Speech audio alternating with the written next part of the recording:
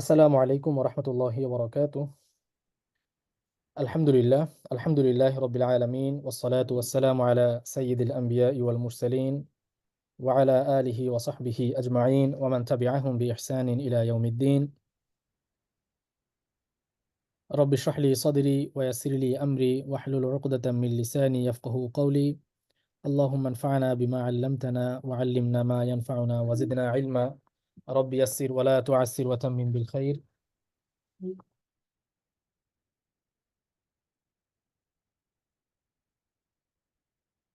রব্বি ইশরাহ লি সাদরি ওয়া ইয়াসসির লি আমরি ওয়াহলুল উকদাতাম মিন লিসানি ইয়াফকাহু কওলি। আল্লাহ তাআলার অসংখ্য শুকরিয়া যে আমরা পূর্ব নির্ধারিত সময়েই আমরা আজকের এই প্রাথমিক দিন শিক্ষা কোর্সের প্রথম ক্লাসটা শুরু করতে যাচ্ছি।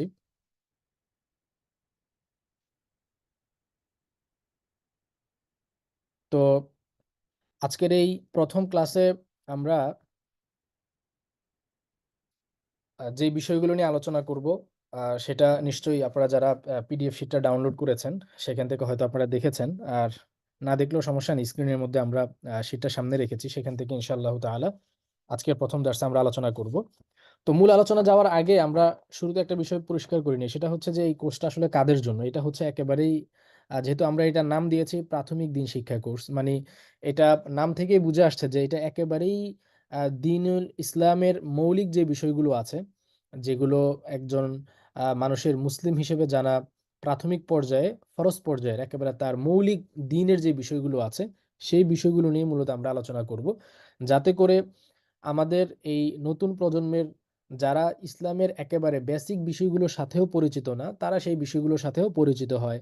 এর মধ্যে ঈমান আকীদা যেমন থাকবে, পাশাপাশি জরুরি বা মাসাইলগুলো থাকবে, এবং ইসলামের একটা বড় অংশ হচ্ছে আদব এবং আখলাক। এই আদব আখলাকের ব্যাপারগুলোও থাকবে, পাশাপাশি হচ্ছে যে আমাদের দৈনন্দিন জীবনের সাথে গুরুত্বপূর্ণ যে মাসাইলগুলো আছে সেগুলোও থাকবে। মানে একজন মানুষ দিন পালন করার জন্য প্রাথমিক পর্যায়ে একেবারে ন্যূনতম যে বিষয়গুলো না জানলেই নয়, এই ধরনের বিষয়গুলোকে মূলত এখানে অন্তর্ভুক্ত করা হয়েছে। তো এটা অন্তর্ভুক্ত করা হলো কেন, এর কারণটা হচ্ছে আমাদের সমাজে এই ইসলামী শিক্ষাটার এত বেশি গুরুত্বহীন হয়ে পড়েছে, বিশেষ করে কলেজ ইউনিভার্সিটিগুলোতে সিলেবাসের মধ্যে ইসলাম শিক্ষা, ইসলাম ধর্ম সংক্রান্ত আলোচনা, ইসলামের বিধিবিধানগুলো শেখানোটা এত বেশি উপেক্ষিত যে একেবারে লাবুদ্দা মিনহু পর্যায়ের যে বিষয়গুলো আছে, মানে একেবারে ন্যূনতম পর্যায়ের যেগুলো না জানলেই নয়, সেই বিষয়গুলো পর্যন্ত উপেক্ষিত। এবং একজন মুসলিম ঘরের সন্তান সে বড় হয়ে যাচ্ছে, সে বালেগ হয়ে যাচ্ছে, সে তার শিশু কিশোর বয়স পার হয়ে তরুণ থেকে যুবক হয়ে যাচ্ছে। হ্যাঁ, অনেক সময় যুবক বয়স পার হয়ে সে বৃদ্ধ হয়ে যাচ্ছে, কিন্তু ইসলামের একেবারে মৌলিক বিষয়গুলো তার জানা হচ্ছে না, বা আমরা সামাজিকভাবেই তাকে এই জিনিসগুলো জানানোর জন্য সেই ধরনের পরিবেশ আমরা দিতে পারছি না, বা ওই ধরনের পরিবেশও সে পাচ্ছে না। সবকিছু মিলিয়ে ইসলাম সম্পর্কে অজ্ঞতার ভেতর দিয়ে তাকে সারাটা জীবন কাটিয়ে দিতে হচ্ছে। আর এখন তো আমাদের দেশের স্কুলের যেই সিলেবাস তো কত ভয়াবহ রকমের, এটা আমরা সবাই মোটামুটি জানি। তো এই সমস্ত আ কারণেই হচ্ছে মূলত ইসলামের একেবারেই বেসিক বিষয়গুলো নিয়ে আমরা আলোচনা করব। এখানে আ মানে যারা একেবারেই মানে প্রাথমিক লেভেলের স্টুডেন্ট যারা আছে, তারাই মূলত হচ্ছে আমাদের এটার মূল অডিয়েন্স। তো আমরা এই কারণে আশা করব যে আপনারা আপনাদের পরিচিত অনেকের ছোট ভাই আছে, অনেকের ভাগিনা, ভাতিজি, বোন, মানে যারাই হচ্ছে যে ধরেন 9 এ পড়ে, 10 এ পড়ে, 8 এ পড়ে, অথবা মাত্র সদ্য সে কলেজে উঠেছে, তার ইসলাম সম্পর্কে ধারণা একেবারেই শূন্য বলতে পারেন। অথবা একেবারেই মানে গোছানো আকারে ইসলামের বেসিক বিষয়গুলো তার জানা নাই। তো তাদেরকেও আপনারা এই কোর্সটা পুরোটা, যেহেতু মাত্র 14 টা ক্লাস হবে, খুব বেশি কিন্তু না, মাত্র 2 সপ্তাহ প্রতিদিনই একই টাইমে ক্লাস হবে। অংশগ্রহণ করার জন্য আপনারা বলতে পারেন। এটা তাদের জন্যও উপকার হবে, এবং আপনারা তো অবশ্যই একটা আ যেই সওয়াবে জারিয়া সেটা তো আপনারা অবশ্যই পাবেন। তো আমরা ক্লাসটা তো লাইভ করছি, উন্মুক্ত ক্লাস, সবার জন্যই উন্মুক্ত, এবং পরবর্তী সময়েও এটা আমাদের যে ইউটিউব চ্যানেল আছে সেখানেও দিয়ে দেওয়া হবে। পেজে তো রেকর্ডটা থাকবেই, ইউটিউবেও দিয়ে দেওয়া হবে। অনেকে যেহেতু ফেসবুক ব্যবহার করেন না, তারা ইউটিউব থেকেও দেখে নিতে পারবেন। টেলিগ্রামেও এটা সরাসরি ব্রডকাস্ট হচ্ছে, সেখানে হয়তো স্ক্রিন শেয়ার করা সম্ভব হচ্ছে না। যারা স্ক্রিন শেয়ার সহ দেখতে চান তারা পরবর্তীতে টেলিগ্রামেও এটা দেওয়া হবে, ইউটিউব থেকেও দেখে নিতে পারেন, যেভাবে সুবিধা হয় আপনাদের। ঠিক আছে? তো মূল কথা যেটা সেটা হচ্ছে যে যত বেশি পরিমাণে পারা যায় মানুষের কাছে এটা পৌঁছে দেওয়া।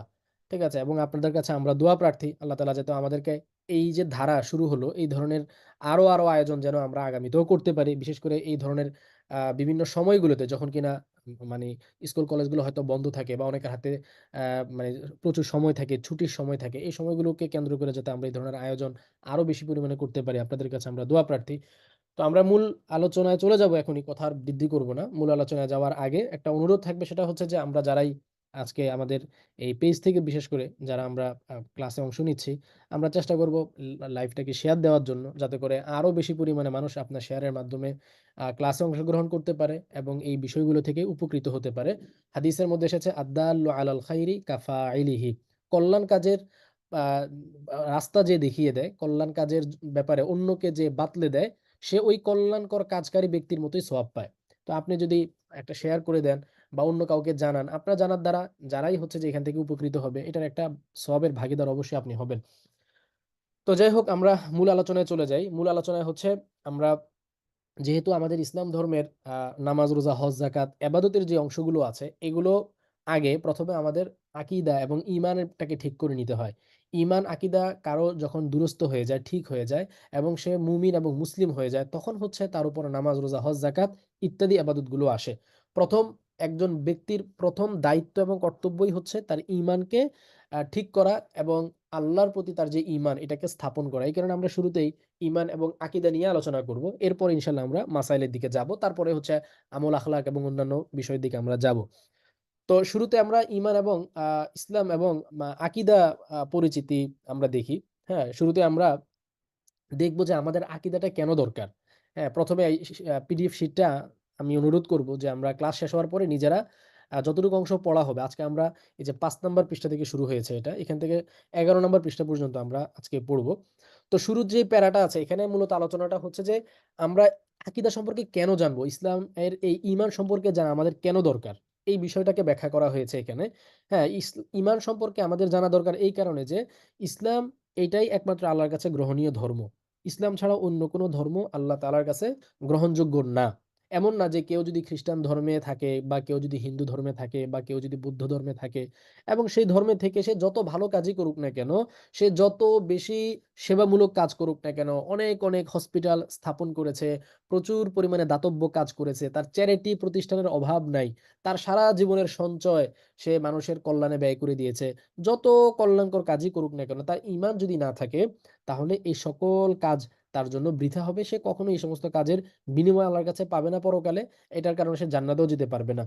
এই কারণে হচ্ছে মূলত আমাদের কাছে ঈমান কি জিনিস, এটা সম্পর্কে জানা আমাদের জন্য খুবই জরুরি দরকার। ঠিক আছে? তাহলে এখন মানে এই আকীদার মানে কি বা ঈমানের মানে কি? এই ঈমানের মানেটা ২য় প্যারা থেকে আমরা জানবো। ঈমানের মানে কি? ঈমানের মানেটা হচ্ছে যে আল্লাহ ও তার রাসূলের পক্ষ থেকে যা কিছু আমাদেরকে বিশ্বাস করতে বলা হয়েছে, সেগুলো নির্দ্বিধায় বিশ্বাস করা। ঠিক আছে? তার মানে এখানে আমাদেরকে যা কিছু বিশ্বাস করতে বলা হয়েছে, তার মানে ওভারঅল শরীয়তটা এখানে চলে এসেছে কিন্তু। যা কিছু। এখানে এমন না যে আমরা কিছু বিষয়ের উপর ঈমান আনবো, কিছু বিষয়ের উপর ঈমান আনবো না। যেটা আমাদের মনোপুত হলো আ সেটাকে আমরা গ্রহণ করলাম। আর যেটা আমাদের মনোপুত হলো না, সেটাকে আমরা গ্রহণ করলাম না। অথবা যেটা আমাদের সমাজ আমাদেরকে করার অনুমতি দেয়, অথবা সমাজ যেটাকে বাঁকা চোখে দেখে না, সেটাকে আমি মানলাম, বিশ্বাস করলাম, সেটার উপরই আমি ঈমান আনলাম। আর যেটাকে আমার দেশ অথবা আমার সমাজ অথবা আমার জাতিগোষ্ঠী বা আমার ফ্যামিলি, হ্যাঁ? তারা বাঁকা চোখে দেখে, তারা একটু আ মা ভিন্ন নজরে এটার দিকে তাকায়, সেগুলোকে আমি বিশ্বাস করলাম না। মানে এখানে ব্যাপারটা এরকম হবে না। বরং আপনাকে টোটাল শরীয়তটাকেই বিশ্বাস করতে হবে। ইসলামের যে বিধানগুলো আল্লাহ দিয়েছেন, আল্লাহর রাসূল সাল্লাল্লাহু আলাইহি ওয়াসাল্লাম দিয়েছেন, সেখানে কাটছাঁট করা, কিছু মানলাম, কিছু মানলাম না, এই ধরনের কোনো অপশনই নাই। আল্লাহ তাআলা কোরআনে বলেছেন, "আফাতুমিনুনা বিবাদিল কিতাবি ওয়া তাকফুরুনা বিবাদ।" যে তোমরা কি কিতাবের কিছু অংশের উপর ঈমান আনবে আর কিছু অংশের উপর ঈমান আনবে না, এরকম করবে? তার মানে এরকম করার কোনো সুযোগই নাই। বরং আমাদেরকে সবসময় পুরো শরীয়তের উপর ঈমান আনতে হবে। কিছু অংশের উপরে ঈমান আনা আর কিছু অংশের উপর ঈমান না আনা, এটা হচ্ছে মূলত ওই ইহুদিদের স্বভাব। তারা হচ্ছে এই ধরনের কাজ করত। যে যেই বিধানটা মন মতো হতো, মনপুত হতো অথবা সমাজের মানুষজন যেটাকে আ মানে সহজেই মেনে নিত, এটাকে তারা গ্রহণ করত। আর যেটাকে নিয়ে মানে সমাজের নানান বৃত্তশীল শ্রেণী যেটা, তারা অথবা মানে সামাজিকভাবে মানুষ এটাকে একটু বাঁকা দৃষ্টিতে দেখতো, খারাপভাবে দেখতো, হ্যাঁ? বা মানুষ এটাকে অন্যরকম মনে করতো। ওই বিধানগুলোকে তারা গ্রহণ করতো না আসমানি কিতাবের। এই ধরনের বৈশিষ্ট্য হচ্ছে ইহুদিদের বৈশিষ্ট্য। এই ধরনের বৈশিষ্ট্যগুলোর কারণেই মূলত এরা অভিশপ্ত এবং এরা আল্লাহর কাছে মুমিন হিসেবে আ বা স্বীকৃত না। বরং তারা আল্লাহর দৃষ্টিতে, শরীয়তের দৃষ্টিতে তারা কাফের এবং জাহান্নামের উপযোগী। তারা মালউন এবং তাদের উপরে লানত করা হয়েছে। গায়রিল মাগদুবি আলাইহিম ওয়ালাদ-দাল্লিন। এর কারণ এটাও একটা যে তারা কিতাবের কিছু অংশ গ্রহণ করত, কিছু অংশ গ্রহণ করত না। তাহলে ঈমানটা কি জিনিস? ঈমান হচ্ছে যে আপনাকে টোটাল শরীয়ত গ্রহণ করতে হবে। কেউ যদি মনে করে যে আমি শরীয়তের ১০০ টা বিধানের মধ্যে ৯৯ টা গ্রহণ করলাম আর একটাকে গ্রহণ করলাম না, তাহলেও কিন্তু সে মুমিন হতে পারবে না। মুমিন হওয়ার জন্য তাকে ইসলামের একেবারে ১০০ টা বিধানের ১০০ টা বিধানই ১০০% এর ১০০% ই তাকে মেনে নিতে হবে এবং এই মেনে নেওয়াটা হতে হবে কি? নির্দ্বিধায়। দেখেন এখানে একটা শব্দ এসেছে নির্দ্বিধায় বিশ্বাস করা। মানে আপনার এই বিশ্বাসটা উইথআউট এনি ডাউট হইতে হবে। আপনি যদি কোন ইসলামের কোন একটা বিধান নিয়ে আপনার মনের মধ্যে একটু কনফিউশন আছে, একটু মানে একটু আ আপনি কনফিউজড যে ইসলামের এই বিধানটা কি ঠিক কি ঠিক না। এই ধরনের কোনো মানে কনফিউশন থাকা যাবে না। কনফিউশন থাকলে আসলে আপনার ইমানই নাই। ইমানের মধ্যে কোন রকমের কোনো কনফিউশন চলে না। তাহলে এখানে ২ টা পয়েন্ট আমরা গুরুত্বপূর্ণ দেখলাম। একটা হচ্ছে যে টোটাল মানে ইসলাম এবং আল্লাহ এবং তার রাসূল আমাদেরকে যা বিধিবিধান দিয়েছেন, যা শরীয়ত আমাদেরকে দিয়েছেন, এটাকে কমপ্লিটলি বিশ্বাস করা একটাও এখান থেকে বাদ দিতে পারবেন না। কমপ্লিটলি এটাকে বিশ্বাস করতে হবে। প্লাস হচ্ছে যে সেটা এই মানে কোন রকমের দ্বিধাদ্বন্দ্ব ছাড়া, কোন রকমের সংশয় সন্দেহ ছাড়া একেবারে দৃঢ়ভাবে হতে হবে। এই ২ টা বিষয় খুবই গুরুত্বপূর্ণ এবং আমরা আমাদের বর্তমান সমাজের মধ্যে এসে এই ২ টা বিষয়ের মধ্যেই গাফলতি দেখি। এই ২ টা বিষয়ের আমরা কমতি দেখি। হ্যাঁ? কেউ এরকম অনেক পাবেন আজকাল সেকুলারদের মধ্যে প্রচুর যে সে নিজেকে মুসলিম বলে দাবি করছে। অপরদিকে সে ইসলামের কিছু বিধানকে সে মানতে রাজি না। ইসলাম বলে যে আ যদি কেউ নির্দিষ্ট পরিমাণ সম্পদ যদি চুরি করে তাহলে তার হাত কেটে ফেলতে হবে। ঠিক আছে? অথবা ইসলামের যে হুদুদ এবং কেসাসের যে বিধানগুলো আছে এগুলোকে মনে করেন যে সে বর্বর মনে করছে। এগুলোকে সে এই যে সেকেলে অথবা মধ্যযুগীয় বর্বর এই ধরনের বিশ্বাস বলে মনে করছে। এবং এগুলোকে সে গ্রহণ করতে রাজি না। এগুলোকে সে স্বীকৃতি দিতেও রাজি না। এগুলোকে সে বর্বর মনে করছে। তাহলে অবশ্যই তার ঈমান না। কারণ ঈমান এমন জিনিস এটা কখনো দ্বিখণ্ডিত হতে পারে না। এটা সম্ভব না যে একজন মানুষের মানে ৯৯% ঈমান থাকবে আর ১% ঈমান থাকবে না। এটা কখনো সম্ভব না। ঈমান একটা আ মানে আ এটা আরবিতে বলা হয় যে এটা আমরুন লা ইউতাজাজ্জা। এটা এমন জিনিস না যেটাকে ভাগ করা যায়। যেটাকে অংশ করে ভাগ করা যায়।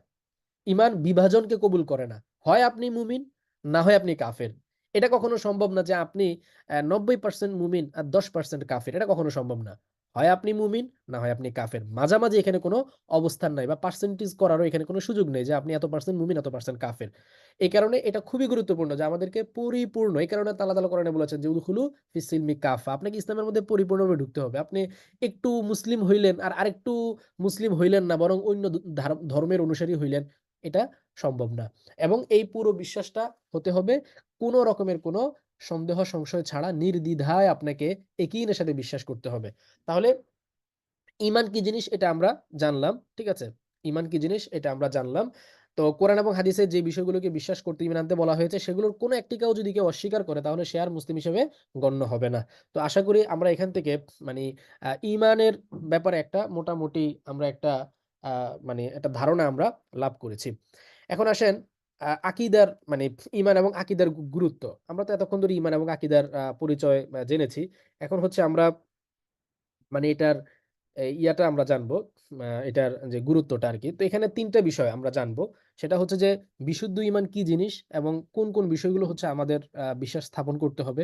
কোন বিষয়ে বিশ্বাস রাখা যাবে না। মানে একটা হচ্ছে কোনগুলোতে বিশ্বাস রাখতে হবে। হ্যাঁ? অর্থাৎ এগুলো হচ্ছে যে ইতিবাচক দিক যেগুলো আমাদের মধ্যে থাকা জরুরি। আর ২ নাম্বারে হচ্ছে কোন বিষয় বিশ্বাস রাখা যাবে না বা কোনগুলো ভুল বিশ্বাস মানে যেগুলো হচ্ছে নেতিবাচক দিক এগুলোকে আমাদের থেকে পরিহার করতে হবে। এগুলো ঈমানের জন্য ক্ষতিকর, এগুলো আসলে মানুষের ঈমান ক্ষতিগ্রস্ত হয়। এই বিষয়গুলো আমরা জানবো যাতে করে আমাদের ঈমান সুরক্ষিত থাকে, ঈমান আমাদের ঠিক থাকে। আর ৩ নম্বরে হচ্ছে যে মানে ঈমান ভঙ্গকারী বিষয়গুলো কি? কোন বিষয়গুলো মানুষের ঈমানকে বিনষ্ট করে দেয়। ঠিক আছে? এই ৩ টা বিষয় নিয়ে আমরা আলোচনা করব। আচ্ছা, এখন হচ্ছে যে এখানে আ ১ম কথা হচ্ছে যে ইমানের আ আমরা তো সবাই বংশগতভাবে মুসলমান। এটা আমরা মানে আল্লাহ তাআলার অনেক বড় নেয়ামত যে আল্লাহ তাআলা আমাদেরকে মুসলিম পরিবারে জন্মগ্রহণ করার সুযোগ দিয়েছেন। যার কারণে আমরা সবাই মানে এই মুসলিম নামটা আমরা ধারণ করতে পেরেছি। ঠিক আছে? তো আ দেখেন আমরা কিন্তু অধিকাংশই মুসলিমের ঘরে জন্মগ্রহণ করার কারণে আমরা মুসলিম হয়েছি। আমাদের দেশের আ যদি আপনি পার্সেন্টেজে হিসাব করেন তাহলে দেখবেন অধিকাংশ মানুষই জানে না যে সে কেন মুসলমান? এবং অন্য ধর্মের মানুষের সাথে তার পার্থক্য কোন জায়গার মধ্যে? সে এতটুকু জানে যে হ্যাঁ, আমার ধর্ম ইসলাম, তার ধর্ম হিন্দু বা তার ধর্ম খ্রিস্টান। কিন্তু উভয়ের মধ্যে পার্থক্যটা কি? ঠিক কোন বিষয়গুলো তার থেকে আমার পরিচয়কে আলাদা করেছে? তাকে অ্যা আ খ্রিস্টান বা তাকে হিন্দু পরিচয় দিয়েছে আর আমাকে তার থেকে আলাদা করে মুসলিম পরিচয়ে আমাকে গৌরবান্বিত করেছে কোন বৈশিষ্ট্যগুলো? এই বিষয়গুলো আমরা জানি না। অথচ ঈমানটাই হচ্ছে কি একজন মানুষের জীবনের সবচাইতে গুরুত্বপূর্ণ বিষয়। ঠিক আছে? তো এখানে আপনার এই আরেকটা গুরুত্বপূর্ণ বিষয় হচ্ছে যে ঈমানটা কেন জরুরি? কারণ আমরা বাহ্যিকভাবে আমাদের অঙ্গ-প্রত্যঙ্গের মাধ্যমে ওই কাজগুলোই করি। ওই কথাগুলোই আমরা মুখ দিয়ে বলি। ওই ধরনের চিন্তাভাবনাই আমরা লালন করি। যেই বিশ্বাসটা আমরা নিজের ভেতরে ধারণ করি, যে বিশ্বাসটা আমরা পোষণ করি। তাহলে আমাদের যে বিশ্বাস এবং আমাদের যে মানসিকতা, এটাই কিন্তু আমাদের কাজকর্ম, আমাদের কথাবার্তা, আমাদের চিন্তাভাবনা এগুলোকে পরিচালিত করে। এগুলার মূল চালিকা শক্তিই হচ্ছে আমাদের বিশ্বাস এবং আমাদের মানসিকতা। তার মানে ঈমানটা হচ্ছে আমাদের আসলে চালিকা শক্তি। একজন মুমিন যার ঈমান ঠিক আছে, ঈমান বিশুদ্ধ, সে কিন্তু কখনো পূজা অর্চনা করতে যাবে না। সে কখনো হিন্দুদের মন্দিরে যাবে না। সে কখনো আপনার মূর্তিকে সেজদা করতে যাবে না। ঠিক আছে? কিন্তু যার এই ধরনের বিশ্বাস নাই, সে নামে মুসলিম হলেও তার দ্বারা এই ধরনের কর্ম হয়ে যেতে পারে। হ্যাঁ? তাহলে আমাদের কর্মগুলো পরিচালিত হয় আমাদের বিশ্বাস থেকে। এই কারণে বিশ্বাস যত পরিশুদ্ধ হবে, কর্মগুলোও তত পরিশুদ্ধ হবে। ঠিক আছে? এবং আল্লাহ তাআলার কাছে যেকোনো কাজ এটা এবং আমল এগুলোর প্রতিদান পাওয়ার জন্য শর্তই হচ্ছে ঈমান। হ্যাঁ? এটা সামনে অনেকগুলো আয়াত উনি বলবেন যে, আমাদের যেকোনো কাজের প্রতিদান পাওয়ার জন্য শর্তটা হচ্ছে ঈমান। আপনার ঈমান আছে, তার মানে হচ্ছে আপনি আল্লাহর কাছে এটার প্রতিদান পাবেন। আর ঈমান যদি না থাকে, তাহলে আপনি এটার প্রতিদান পাবেন না। ব্যাপারটাকে আমি অনেক সময় আমরা যখন এই ধরনের কথা বলি, তো অনেক সেকুলাররা বা অনেক যাদের ইসলাম সম্পর্কে জ্ঞান নাই, নামধারী এমন অনেক মুসলিমরাও একটু ইয়ার মধ্যে পড়ে যায় যে, এটা কেমন কথা? যে একটা মানুষ সারা জীবন এত ভালো কাজ করলো, কিন্তু তাকে তার কাজের প্রতিদান দেওয়া হবে না। এটা জিনিসটা কেমন? সে মানতে পারে না মন থেকে। অথচ আপনি দুনিয়ার জায়গা থেকেও যদি খোঁজেন, এরকম অনেক উদাহরণ পাবেন। মনে করেন, একটা এক্সাম্পল দেই। মনে করেন এক জায়গায় একটা বিল্ডিং এর কাজ চলছে। সেখানে আ ১০ জন শ্রমিক ওখানে কাজ করছে। তাদের কাজ কি? তারা ইট ভাঙছে। সেখানে তারা ওই আ ইট সিমেন্ট বালু গুলিয়ে তারা হচ্ছে যে এখানে ওই ইট মানে বিল্ডিং কাজ করার যেই কনস্ট্রাকশন এর যে কাজগুলো আছে সেগুলো তারা করছে। তো এগুলো করতে এখন যদি এমন হয় যে আপনার একজন এসে কি করলো? সে সেও এই ১০ জনের সঙ্গে কাজ করল। সারাদিন সে কাজ করল। সে কিন্তু এই যে টিমের অন্তর্ভুক্ত হলো না। বা এই যে টিম, এই যে কন্ট্রাক্টর যিনি কাজ নিয়েছেন, যাদের অধীনে এই ১০ জন ব্যক্তি কাজ করছে একটা কোম্পানির হয়ে। এটা একটা ধরুন একটা কোম্পানি কাজটা করছে। তো সেই কোম্পানির মধ্যে নাম লেখাই নাই যে হ্যাঁ, আমিও এই কোম্পানির একজন শ্রমিক। সে তার নাম অন্তর্ভুক্ত করে নাই। এই কোম্পানির শ্রমিক হিসেবে সে তার নাম লেখায় নাই। তাহলে সে সারাদিন যদি কাজ করেও যায়, দিন শেষে কি কোম্পানি তাকে এটার জন্য কোনো পারিশ্রমিক দিবে? কখনোই দিবে না। এবং এই না দেওয়াটাকে দুনিয়ার বিচারেও কোনো মানুষ বলবে না যে এটা কোম্পানির অন্যায় হয়েছে বা কোম্পানির জুলুম হয়েছে অথবা ওই কোম্পানি কাজটা ঠিক করে নাই, অনুচিত কাজ করেছে। যে লোকটা সারাদিন কাজ করলো, মাথার ঘাম পায়ে ফেলে সারাদিন রৌদ্রের মধ্যে থেকে ইট টানাটানি করলো। কিন্তু কোম্পানি দিন শেষে তাকে এই পুরো কাজের কোনো প্রতিদানই দিল না। এই ব্লেম কোম্পানিকে কেউ দিবে না। কেন? কারণ সে তো কোম্পানির শ্রমিকই না। সে তো কোম্পানির শ্রমিক হিসেবে তার নাম অন্তর্ভুক্তই করাই নাই। সে বাহির থেকে এসে কাজ করেছে। তো ঠিক তদ্রূপ আপনি আ যতই দুনিয়াতে কাজ করেন না কেন, যতক্ষণ না আপনি ঈমানের খাতায় আপনার নাম না লেখাবেন, অন্তর্ভুক্ত না করবেন, আল্লাহর লোক হিসাবে যতক্ষণ না আপনি এন্ট্রি না করাবেন আপনার নামের, ততক্ষণ পর্যন্ত হচ্ছে আল্লাহ তাআলা কি করবেন না? আপনাকে আপনার কাজের যে পারিশ্রমিক এটা দিবেন না। তো দুনিয়ার এই এক্সাম্পলটাকে যদি আমরা মাথায় রেখে চিন্তা করি তাহলেও মনে হবে যে আল্লাহ যত ভালো কাজই করুক না কেন কাফেররা তাদেরকে যে পরকালে কোনো প্রতিদান দিবেন না এই কাজের, এটা কোনো জুলুম না, অবিচার না এবং এটাই যুক্তিযুক্ত। যেরকম দুনিয়ার এই ব্যাপারটাকে আমরা যুক্তিযুক্ত বলব যে কেউ, এখানেও ব্যাপারটা একই রকম। আল্লাহ তাআলা দিবেন না। যেহেতু সে আল্লাহ তাআলার কাছে ঈমান এনে তার নামকে এন্ট্রি করায় নাই আল্লাহর লোক হিসেবে। তো আশা করি বিষয়টা আপনাদের কাছে পরিষ্কার হয়েছে। এখন ঈমান আনা যে শর্ত এবং ঈমান না আনলে কেউ যে তার কোন কর্মের প্রতিদান পাবে না, এই বিষয়টাই আল্লাহ রাব্বুল আলামিন পবিত্র কোরআনের অনেক জায়গায় তুলে ধরেছেন। সেই বিষয়গুলোকে দলিল আকারে এখানে লেখক অনেকগুলো দলিল এনেছেন। আমি আর দলিলগুলো একটা, একটা করে পড়লাম না। আপনারা একটু দেখে নিবেন। আ ঠিক আছে? এখানে অনেকগুলো দলিল তিনি নিয়ে এসেছেন। হ্যাঁ, সূরা বানী ইসরাঈলের ১৩ নাম্বার আয়াত, সূরা মুমিনুনের ৭১ নাম্বার আয়াত, সূরা জুমারের ৬৫ নাম্বার আয়াত। এই সবগুলো আয়াতের মধ্যে এই ব্যাপারটাকেই বারবার তুলে ধরা হয়েছে যে কেউ যদি ঈমান না আনে তাহলে তার এই যত কর্মই সে করুক না কেন আল্লাহর কাছে সেটা গ্রহণীয় হবে না। আচ্ছা, এখন আসেন আমরা তাহলে এতক্ষণ ধরে ঈমান কি জিনিস, ঈমান সম্পর্কে জানা কেন আমাদের দরকার এবং ঈমান এর ব্যাপারে জানাটা কেন জরুরি? ঈমান না আনলে যে আমাদের কোন কর্ম আল্লাহর কাছে গৃহীত হবে না, পরকালে এটার প্রতিদান পাওয়া যাবে না, সেটা কেন? এটার যৌক্তিক কারণগুলো কি? এই ব্যাপারগুলো আমরা বুঝলাম। এতক্ষণের আলোচনার মানে সারাংশ হচ্ছে এইটা আরকি। এবার আমরা চলে যাই আরকানুল ঈমানের। অর্থাৎ ঈমান তো আমরা বুঝলাম এতক্ষণ ধরে আলোচনায় যে ঠিক আছে আমাদের ঈমানকে বিশুদ্ধ করতে হবে, ঈমান আনতে হবে। ঈমান না আনলে পরকালে কোনো কিছুই আমার গৃহীত হবে না। এগুলো তো আমরা বুঝলাম। ঈমানের মধ্যে তাহলে কি, কি আছে? ঈমান আনতে হলে আমাকে কোন, কোন বিষয়গুলো জানতে হবে? আরকানগুলো কি, কি? আরকান বলা হয় মূল ভিত্তিকে। হ্যাঁ, রুকন একটা বিল্ডিং তৈরি করলে যেই ভীমগুলো আছে, যেগুলোর ভিত্তি, যেগুলোর উপর মানে দাঁড়িয়ে আছে বিল্ডিংটা, ওইগুলো হচ্ছে একেকটা ওই বিল্ডিং এর রোকন, যেটার উপর বিল্ডিংটা দাঁড়িয়ে থাকে। তো এরকম ঈমানেরও মূল আরকান হলো ৬ টা জিনিস। এই ৬ টা জিনিসের উপর ঈমান দাঁড়িয়ে আছে। এখন মনে করেন একটা বিল্ডিংকে আমরা কল্পনা করি। একটা বিল্ডিং এর মনে করেন ৬ টা পিলার আছে। এই ৬ টা পিলারের উপর হচ্ছে সেই বিল্ডিংটার ভিত্তি। কিন্তু এই ৬ পিলারের বাইরেও কিন্তু বিল্ডিং এর কি থাকে? বিল্ডিং এর সৌন্দর্যের জন্য বিল্ডিং এর মধ্যে দেয়াল তোলা হয়। দেয়াল না তুললে তো আপনি সেই বিল্ডিং এ থাকতে পারবেন না। আপনি একটা বিল্ডিং এ ভীম তুললেন আর ছাদ করলেন শুধুমাত্র। আপনি কি থাকতে পারবেন সেই বিল্ডিং এ? না। ধুলো, বালি, বাতাস, ঠান্ডা আবহাওয়া এগুলোর কারণে আপনি সেই বিল্ডিং এ থাকতে পারবেন না যতক্ষণ না চারপাশে দেয়াল আপনি না করবেন। কিন্তু দেয়াল না করলেও বিল্ডিং এর মূল স্ট্রাকচারটা কিন্তু আপনি দাঁড় করাতে পারবেন। আমরা ঢাকাতে অনেক সময় দেখি যে অনেক ওই বিল্ডিং কোম্পানি বিল্ডিং তৈরি করে ছাদের পরে ছাদ তুলেই যাচ্ছে। আশপাশে দেয়াল করে নেই। দেয়ালগুলো পরে করে। তো এই ৬ টা জিনিস আমরা ঈমানকে যদি একটা বিল্ডিং এর সাথে কল্পনা করি, তাহলে এই ৬ টা জিনিস হচ্ছে ঈমানের মূল ভিত্তি, মূল পিলার। এই পিলারের উপরই হচ্ছে ঈমানটা দাঁড়িয়ে আছে। এই ৬ জিনিসের বাইরে ঈমানের এবং আকীদার আরো অনেক বিষয় আছে, আনুষঙ্গিক আশপাশের বিষয় আছে।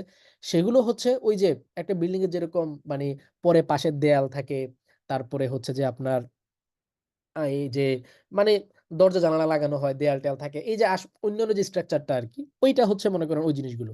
কিন্তু মূল যেটার উপরে এটা দাঁড়িয়ে আছে পিলার, পিলারটা হচ্ছে এই ৬ টা জিনিস। যার কারণে এই ৬ টা জিনিসকে বলা হয় ঈমানের মৌলিক বিষয়। এই মৌলিক ৬ টা বিষয় থাকলে সে ঈমানদার। এখন যদি এই ৬ টা বিষয় কারো ভিতরে আছে কিন্তু অন্যান্য বিষয়ের মধ্যে কিছু, কিছু কমতি আছে, সেই বিষয়গুলো হয়তো আকীদারই বিষয় বা ঈমানেরই বিষয় কিন্তু সেগুলো মৌলিক না, শাখাগত বিষয়। কিন্তু সেগুলোর মধ্যে তার কমতি আছে বা সেগুলোর ব্যাপারে তার ভ্রান্ত বিশ্বাস আছে। তাহলে এটা ওই ব্যক্তির দৃষ্টান্ত হইলো ওই বিল্ডিং এর মতন যে বিল্ডিংটা পিলারের উপরে দাঁড়িয়ে আছে ঠিকই, কিন্তু তার হয়তো ১ টা দেয়াল নাই অথবা ২ টা দেয়াল নাই অথবা দেয়ালগুলো কিছু আছে, কিছু নাই, ভাঙ্গাচুরা এই টাইপের আরকি। তার ইমানের বিল্ডিংটা ওই টাইপের যে ইমানের বিল্ডিংটা আছে কিন্তু সেটা এরকম একটু ভাঙ্গাচুরা টাইপের। কিন্তু বিল্ডিংটা তার আছে। মানে সে ইমানদার। কিন্তু তার ইমানটা ভাঙ্গাচুরা। নানান ধরনের ভ্রান্ত বিশ্বাস থাকার কারণে। হ্যাঁ? আমরা ওই একটা এক্সাম্পল দিয়ে বলছি আপনাদেরকে যাতে করে বিষয়টাকে আপনারা খুব ভালো করে বুঝতে পারেন। আরবিতে একটা কথা আছে যে আল আমসাল মাসাবিহুল আকওয়াল।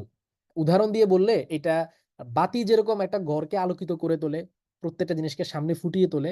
উদাহরণ দিয়ে বললে হয় কি জিনিসটা আপনার সামনে একেবারে পুরা দৃশ্যটা ফুটে উঠে। তো আমিও চেষ্টা করছি ওইভাবে সহজ করে আপনাদেরকে বুঝানোর জন্য। তো আপনারা ওই জিনিসটাকে ওইভাবে কল্পনা করে বুঝার চেষ্টা করবেন। ঠিক আছে? তাহলে এখন যার ঈমান খুব ভালো মৌলিক ৬ টা বিষয়ের পাশাপাশি শাখাগত ঈমানের আরো যে সমস্ত বিষয়গুলো আছে, এগুলো তার একেবারে আহলুস সুন্নাহ ওয়াল জামায়াতের মতোই। তার মানে হচ্ছে তার যে ঈমানের যে বিল্ডিংটা ওইটা খুব সুন্দর। সাজানো গোছানো চারপাশে একেবারে দেয়াল-টেয়াল করা আছে। চাইলে সেখানে এখন থাকা যাবে। হ্যাঁ? পাশাপাশি যদি মনে করেন আখলাকও তার যদি ভালো হয়, আমাদের আখলাকের আলোচনাও আসবে। হ্যাঁ, ইসলাম তো শুধুমাত্র ঈমানের নাম না। ঈমানের পাশাপাশি ইবাদতের নাম, আখলাকের নাম। তো কারো যদি ইবাদত, আখলাক সবই ঠিক থাকে, তার মানে তার ঈমানের যে বিল্ডিংটা, ওই বিল্ডিংটা একেবারে পারফেক্ট একটা বিল্ডিং। সেখানে একেবারে রং-টং দিয়ে কাজ করে ইন্টেরিয়র ডিজাইন করে একেবারে খুব হাই-ফাই একটা বিল্ডিং ওইটা। হ্যাঁ, একেবারে ঐরকম আরকি। আর যার মনে করেন যে হ্যাঁ, ঈমান আছে, ঠিক আছে, বিল্ডিংটা আছে কিন্তু ধরেন তার আমলের মধ্যে কিছু কমতি আছে। সে হয়তো ঠিকঠাকভাবে রোজা পালন করে না, যাকাত ঠিকভাবে দেয় না। তার মানে ওই যে ওই টাইপের আরকি। তার হয়তো মানে বিল্ডিংটা আছে ঠিক কিন্তু ওই যে দরজা একটা ভাঙ্গা, জানালা একটা নাই। ঠিক আছে? যেখান দিয়ে ধুলাবালি ঢুকে যায়। মানে বসবাস করা যায় চাইলে একটু কষ্ট হয় আরকি বা অতটা ভালো পরিবেশ না। ঠিক আছে? ঐরকম। তো এরকম আরকি। এখন আমাদের সবার উচিত কি? সবার উচিত বা সবাই আমরা এটাই চাইবো দুনিয়ার দৃষ্টিকোণ থেকে যে, না আমি যে বিল্ডিংটাতে থাকবো বা আমার যে বিল্ডিংটা আমি বানাবো, আমার বিল্ডিংটা যাতে একেবারে খুব হাই-ফাই ধরনের হয়। একবারে খুব ইন্টেরিয়র করা, রং করা, একেবারে খুব চমৎকার একটা বিল্ডিং যাতে হয়। এটাই কিন্তু আমরা দুনিয়ার দিক থেকে সবাই কামনা করব। কেউ চাইবো না যে আমার বিল্ডিংটা মানে এরকম হোক যার আশপাশে কোনো, যেটা শুধু পিলারই উঠছে, দেয়াল নাই। অথবা দেয়াল আছে ঠিক কিন্তু সেই দেয়াল এখনো প্লাস্টার করা হয় নাই। অথবা প্লাস্টার করা হইছে কিন্তু রং করা হয় নাই। অথবা প্লাস্টারও করা হইছে, রঙও করা হইছে কিন্তু ভিতরে কোনো ফার্নিচার নাই। এরকম যাতে না হয়। ঠিক আছে? দুনিয়ার ক্ষেত্রে আমরা যেরকম এরকম আশা করি, এই ঈমানের ক্ষেত্রে আখিরাতের দিক থেকে লক্ষ্য করলেও আমাদেরও উচিত যে শুধুমাত্র এই আকীদার এই যে ৬ টা মৌলিক বিষয়ই না শুধুমাত্র, বরং এরপরে আমাদের যেই ইবাদতের বিষয়গুলো আছে, আখলাকের বিষয়গুলো আছে, সেগুলোও যাতে আমরা অর্জন করতে পারি এবং আমাদের ওই ঈমানের ঘরটা যাতে একেবারে সেরকম সুসজ্জিত একটা ঘর হয়। তো ৬ টা বিষয় কি, কি দেখেন? একটা হচ্ছে আল্লাহর প্রতি বিশ্বাস, ফেরেশতাদের প্রতি বিশ্বাস, কিতাবসমূহ মানে আসমানে যে কিতাবগুলো আছে, এগুলোর প্রতি বিশ্বাস, রাসূলগণের প্রতি বিশ্বাস, পরকাল এবং মৃত্যুর পরে আমাদের যে আরেকটা জীবন আছে, এই জীবনটাই যে শেষ জীবন নয়, এই বিষয়ের প্রতি বিশ্বাস এবং তাকদীরের প্রতি বিশ্বাস। তাকদীর মানে যে ভাগ্য, আমরা যেটাকে ভাগ্য বলি, এটার উপরে বিশ্বাস। এটা হচ্ছে মোট ৬ টা বিষয়।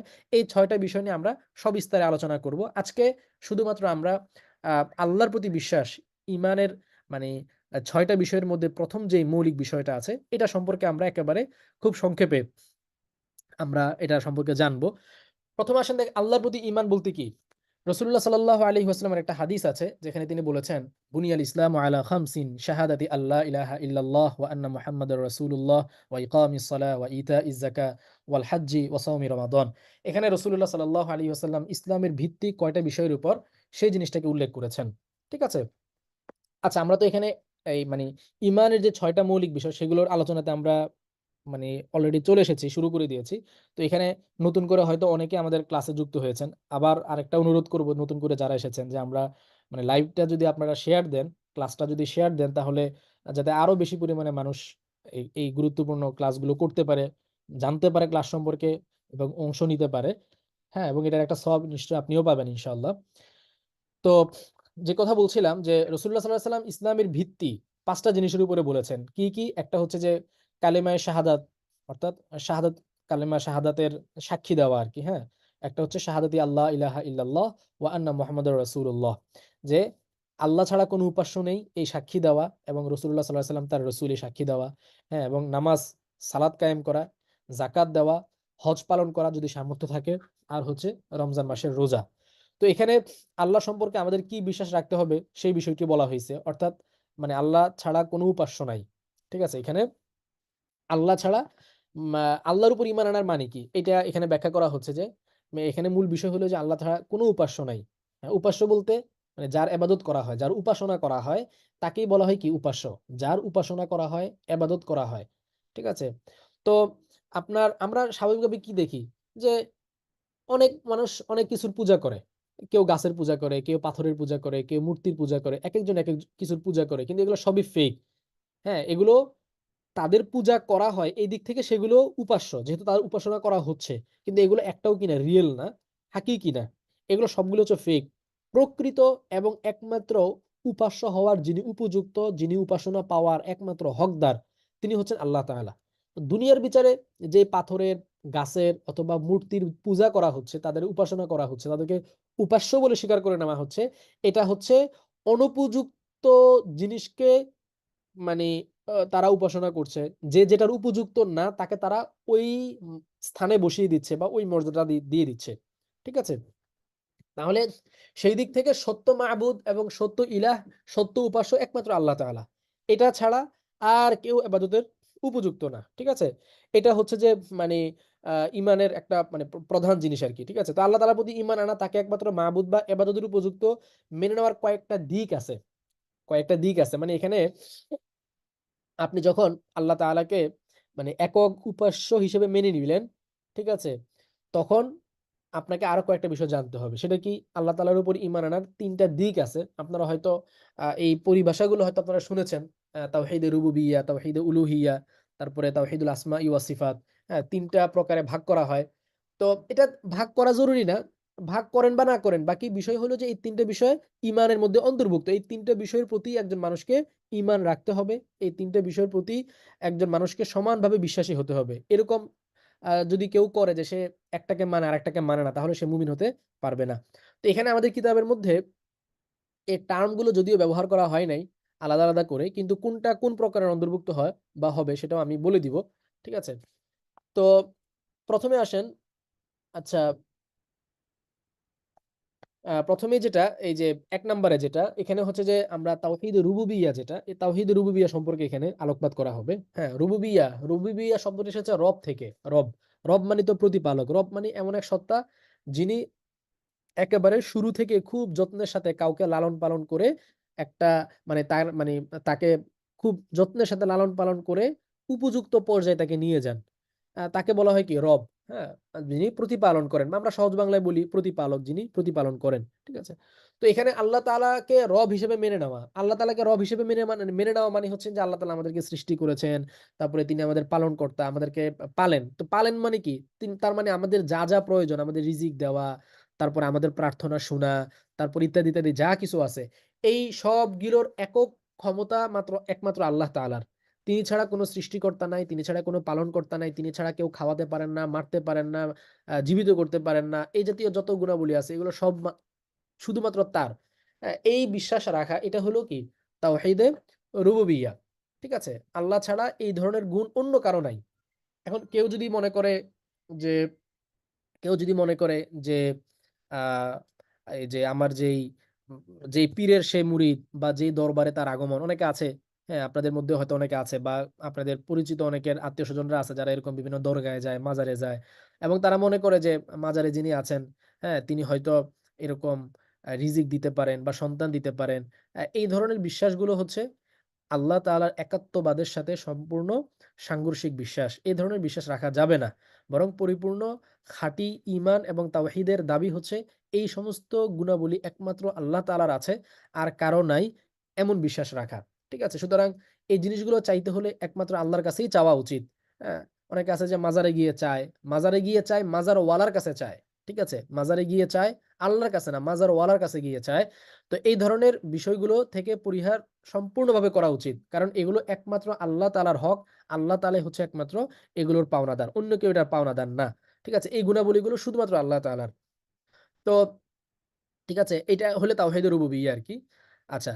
তো আল্লাহ তাআলাই যে একমাত্র রব, তিনি ছাড়া আর কেউ যে সৃষ্টিকর্তা না, পালনকর্তা না, তারপরে তিনি ছাড়া আর কেউ হচ্ছে মানুষকে দিতে পারেন না। মানুষকে সৃষ্টিকর্তা একমাত্র তিনি, ইত্যাদি, ইত্যাদি। এই যে গুণাবলীগুলো আছে, এই বিষয়টা কোরআনের বিভিন্ন আয়াতের মাধ্যমে সাব্যস্ত। হ্যাঁ?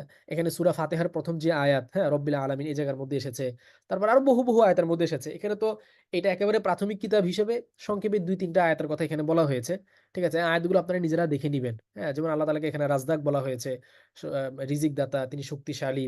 তারপরে এখানে আল্লাহ তাআলা বলেছেন যে, "বলো আসমান এবং জমিন থেকে কে তোমাদেরকে রিজিক দান করেন? হ্যাঁ? কে দৃষ্টিশক্তি এবং শ্রবণ শক্তির মালিক? কে মৃত থেকে জীবিতকে নির্গত করেন এবং জীবিত থেকে মৃতকে নির্গত করেন?" মানে এবং এই বিশ্ব পরিচালনা কে করেন? এগুলো সব কিন্তু তাওহীদ রুবুবিয়্যাতের কথা আলোচনা আসছে। ঠিক আছে? তো এই জিনিসগুলোর ক্ষেত্রে সোজা কথা আল্লাহ তাআলাকে একক হিসেবে মানা। এটা হচ্ছে কি? তাওহীদ রুবুবিয়্যা। আর ২ নম্বরে যেটা আলোচনা করবেন সেটা হচ্ছে তাওহীদে আপনার ২ নম্বর যেটা, এটা হচ্ছে তাওহীদুল আসমাই ওয়াস সিফাত। ঠিক আছে? অর্থাৎ আল্লাহ তাআলার যত নাম আছে, আল্লাহ তাআলার যত গুণাবলী আছে, হ্যাঁ? নাম এবং গুণাবলীর ক্ষেত্রে একমাত্র আল্লাহ তাআলাই একক। এই সমস্ত নাম এবং গুণাবলীতে আল্লাহ তাআলার সাথে কেউ অংশীদার না, এই বিশ্বাস রাখা। ঠিক আছে? তো আল্লাহ তাআলার নাম এবং গুণাবলীতে বিশ্বাস করা। বিশ্বাস করা বলতে মানে এগুলো আল্লাহ তাআলার নাম এবং গুণাবলীতে আল্লাহ তাআলা একক। এই ধরনের গুণাবলী আর কারো নাই। সেই ধরনের বিশ্বাস রাখা। যত রকমের ভালো গুণ আছে, যত রকমের কামালাতের এবং যত সুন্দর এবং ভালো, ভালো জিনিস রয়েছে, সকল ভালো এবং পূর্ণতার গুণ একমাত্র আল্লাহ তাআলার।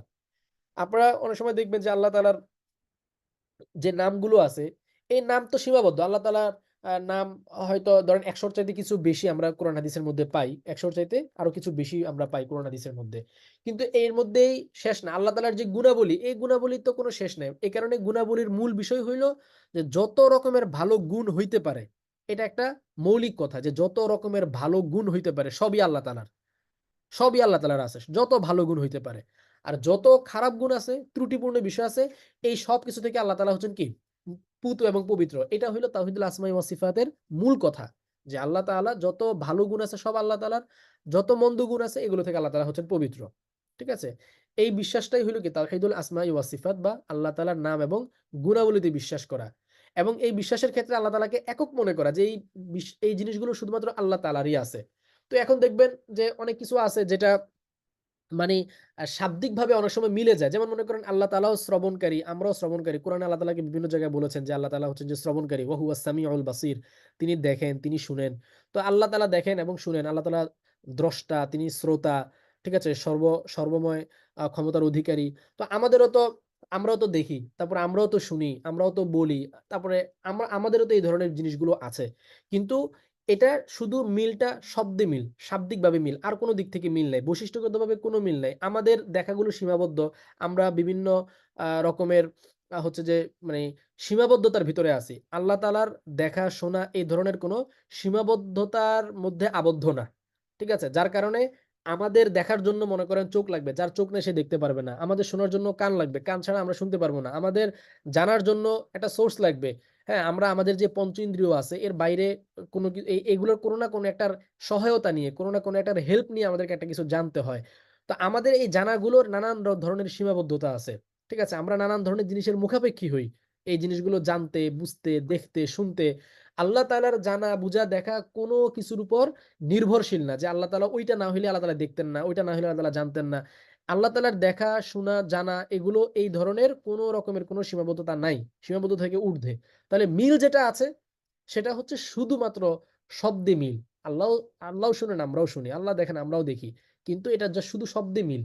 কিন্তু আর কোন দিক থেকে লাইসা কামিসলিহি শাই কোন দিক থেকে কোন ধরনের কোন মিল নাই। এই হচ্ছে আরকি পার্থক্য।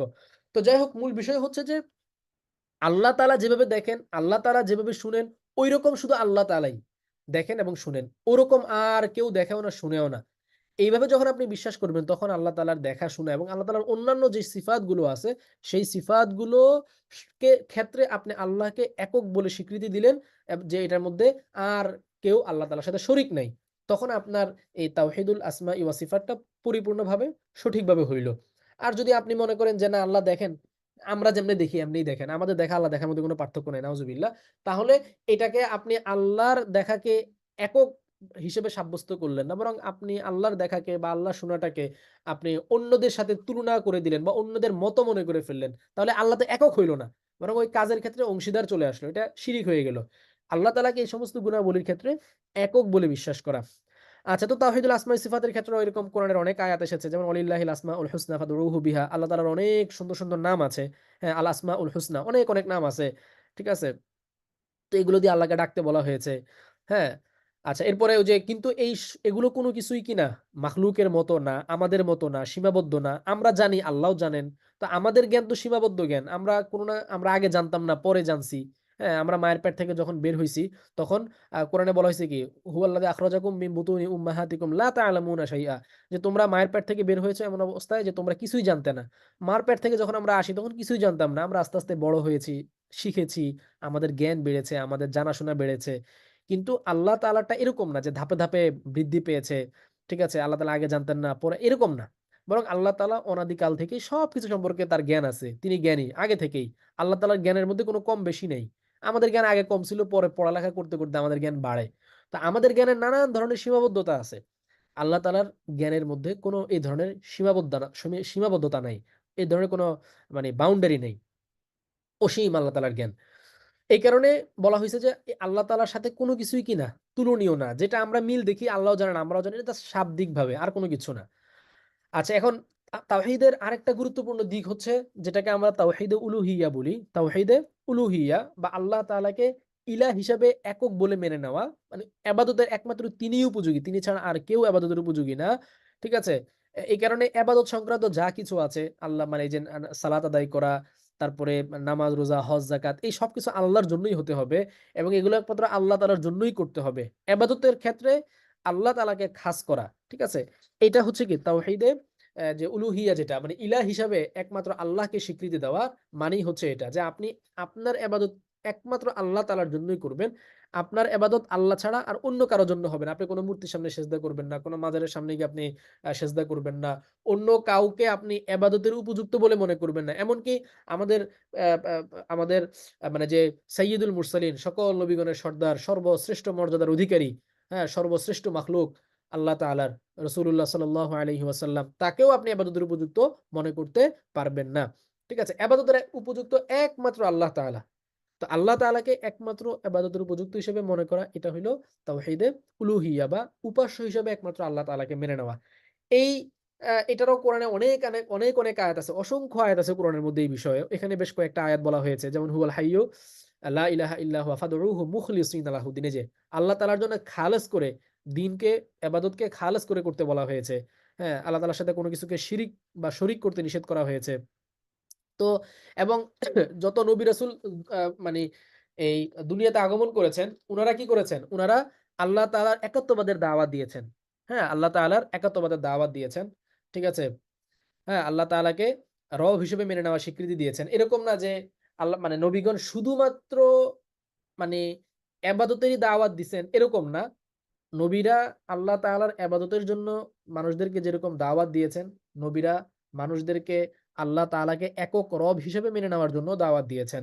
আর নবীরা আল্লাহ তাআলা যে তার নাম এবং গুণাবলীতে একক, এটার জন্য দাওয়াত দিয়েছেন। মানে নবী রাসূলগণ হচ্ছেন মানে মুশরিকদেরকে এই যে ৩ টা জিনিসের আলোচনা আমরা করলাম, এই ৩ টার জন্যই নবী রাসূলগণ মানুষদেরকে দাওয়াত দিয়েছেন। এরকম না যে তারা শুধু একটা দিয়েছেন আরেকটা দেন নাই।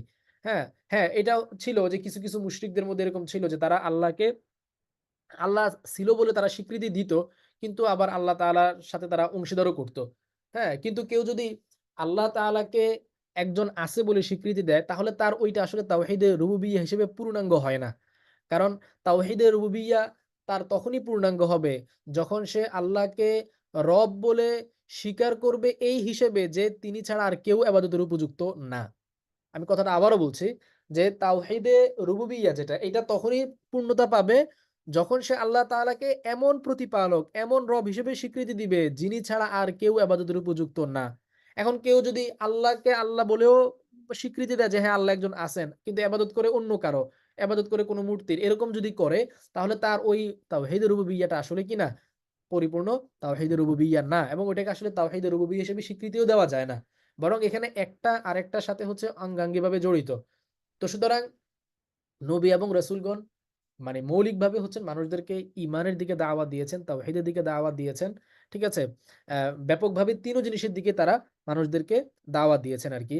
এবং এই তাওহীদের মাধ্যমে, এই ঈমানের মাধ্যমে আল্লাহকে এক বলে মানা, আল্লাহ এককভাবে আল্লাহ তাআলারই ইবাদত করা, এটার মাধ্যমেই মূলত একজন কাফের এবং একজন মুসলিমের মধ্যে পার্থক্য তৈরি হয় আরকি। ঠিক আছে? তো একজন মুমিন কি করবে না? আল্লাহর সাথে কাউকে শরিক করবে না। হ্যাঁ? কিন্তু অন্যান্য ধর্মের যারা আছে তারা দেখা যায় হয় আল্লাহকেই মানে না, যেমন নাস্তিকরা আছে, অথবা আল্লাহকে মানে সাথে আরো অনেকগুলো আল্লাহকে মানে। যেমন হিন্দুরা আছে, তারা একাধিক উপাস্যকে বিশ্বাস করে। ঠিক আছে? অথবা অন্যান্য আরো বিভিন্ন ভ্রান্ত ধর্ম আছে। অথবা আল্লাহকে মানে কিন্তু অন্যান্য আল্লাহর যে গুণাবলী আছে সেই গুণাবলীর সাথে ও গুণাবলী আল্লাহর কোনো মাখলুকের জন্য সাব্যস্ত করে। তো এইভাবে মানুষ নানানভাবে বিভ্রান্ত হয়েছে এবং ঈমানের কাতার থেকে তারা ছিটকে পড়েছে। কারণ আমি আগেই বলেছিলাম যে ঈমানের মধ্যে কোনো বিভাজন হয় না। হয় আপনি কাফের থাকবেন, না হয় আপনি মুসলিম হবেন। তো সুতরাং ঈমান যদি ১% ও যদি কারো ঈমান যদি মৌলিক ঈমানের ক্ষেত্রে কারো যদি ১% ও যদি এটা নষ্ট হয়, তার মানে তার পুরো ঈমানটাই নষ্ট। মানে এটা সম্ভব না যে আপনি ইসলামের বা ঈমানের মানে 100% এর মধ্যে 1% নাই আর 99% আছে। এরকম কখনো সম্ভব না। থাকলে পুরোটাই থাকবে, না থাকলে কিছুই থাকবে না। ঠিক আছে? হয় এপাশে না হয় ওই পাশে। মাঝখানে কোনো ইয়া নাই যে এখানে একটু ওইখানে একটু। তো যাই হোক, মোটামুটিভাবে আলহামদুলিল্লাহ আমরা আজকে এই ১ম দার্সে আমরা আ মানে ঈমানের পরিচয় আমরা জানলাম। ঈমান সম্পর্কে কেন আমাদের জানা দরকার সেটা সম্পর্কেও আমরা জানলাম। এবং আমরা এটাও জানলাম যে ঈমানের মৌলিক বিষয় হচ্ছে ৬ টা জিনিস। যে ৬ টা জিনিসের মাধ্যমে একজন মানুষের ঈমানের যেই দালান, বিল্ডিং সেটা তৈরি হয়। এবং সেই ৬ টা জিনিসের মধ্যে ১ম এবং সবচেয়ে গুরুত্বপূর্ণ হচ্ছে আল্লাহ তাআলার উপরে ঈমান আনা। তো আল্লাহ তাআলার উপরে ঈমান আনার মানে কি? মানে আমরা জানলাম, এবং আল্লাহ তাআলার উপরে ঈমান আনার সাথে সংশ্লিষ্ট আরো কয়েকটা বিষয় সম্পর্কে আ মোটামুটি গুরুত্বপূর্ণ আলোচনা আমরা জানলাম।